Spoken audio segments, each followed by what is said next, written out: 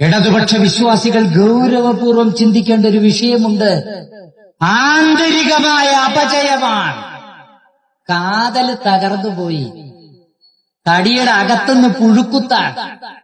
പിന്നെ പുറമെ ഇങ്ങനെ ഇലയൊക്കെ ആയിട്ട് നിന്നിട്ട് എന്ത് കാര്യം? വീഴും. അതുകൊണ്ടാണ് BJP വളരുന്നത്, അല്ലാതെ SUCI സമരം ചെയ്യുന്നത് കൊണ്ടല്ല. നന്ദിഗ്രാമിലെ കൃഷിഭൂമി കുത്തകയ്ക്ക് തീരെഴുതി കൊടുത്തപ്പോഴാണ് ഗവൺമെന്റ് തന്നെ താഴെപ്പോയത്.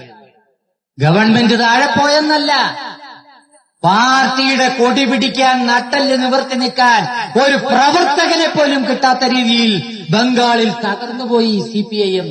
എന്തുകൊണ്ടാണ്? SUCI കാരണമാണോ? SUCI ഒരു കാര്യം ചെയ്തുള്ളൂ, സമരം ചെയ്തു. ഇത്ര ചെയ്തുള്ളൂ. അതുകൊണ്ട് SUCIക്കെതിരെ കള്ളപ്രചാരണം നടത്തുമ്പോൾ, SUCI കുഴപ്പക്കാരാണെന്ന് പ്രചരിപ്പിക്കുമ്പോൾ ഇടതുപക്ഷ വിശ്വാസികളായ ആളുകൾ ഈ രാഷ്ട്രീയം തിരിച്ചറിയണം. കേരളത്തിന്റെ ബ്രാൻഡ് അംബാസിഡർ ആരാ? AKG അതോ കോടിയേരി ബാലകൃഷ്ണ അതോ മുഹമ്മദ് അലിയാ? ഈ കേരളത്തിലെ ഏറ്റവും വലിയ മുതലാളിയാണ് ഇടതുപക്ഷ ഗവൺമെന്റിന്റെ ബ്രാൻഡ് അംബാസിഡർ. ഇതാണ് യാഥാർത്ഥ്യം. നമ്മൾ അറിയുന്നില്ല.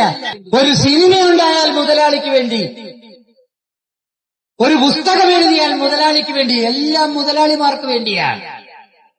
അതാണ് മുതലാളിത്ത വ്യവസ്ഥ. അതുകൊണ്ട് ബംഗാളിൽ സമരങ്ങൾ വളർന്നു വന്നപ്പോ ആ സമരങ്ങളെ അടിച്ചമർത്താൻ വേണ്ടി ഗവൺമെന്റിനെ പിരിച്ചുവിട്ടു. വീണ്ടും തെരഞ്ഞെടുപ്പ് നടന്നു. ജനങ്ങൾ അതേ ഗവൺമെന്റിനെ വീണ്ടും തെരഞ്ഞെടുത്തു. 64-ലെ ഗവൺമെന്റിനെ 67 വീണ്ടും തെരഞ്ഞെടുത്തു. പക്ഷേ CPI CPM പാർട്ടികള് തൊഴിൽ വകുപ്പ് കൈകാര്യം ചെയ്തിരുന്ന SUCIയുടെ മന്ത്രിയെ ഒഴിവാക്കി. അത് അവരും ഏറ്റെടുത്തു.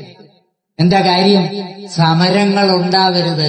സമരങ്ങൾ ഉണ്ടായാലേ മുതലാളിമാർക്ക് ഇഷ്ടപ്പെടില്ല.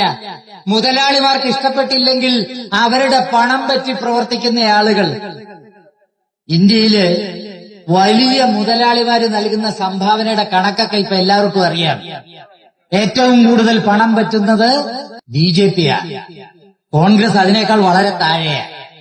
പക്ഷെ അതിനോടൊപ്പം CPIM ഉണ്ട്. എന്ന് പറഞ്ഞാൽ വൻകിട കുത്തകകളുടെ പണം പറ്റിക്കൊണ്ട് പ്രവർത്തിക്കുന്ന ഒരു പാർട്ടിയായി CPI CPM പാർട്ടികൾ അധപ്പതിച്ചു പോയിരിക്കുന്നു. ഇത് ആരുടെ കുഴപ്പമാണ്? ഇത് SUCIയുടെ കുഴപ്പമാണ്. നമ്മൾ പറഞ്ഞിട്ടാണോ കാശ് മേടിക്കുന്നത്? ഈ നക്കാപ്പിച്ച മേടിച്ച് തൊഴിലാളികളെ വെച്ചുകൊടുക്കുന്നത്?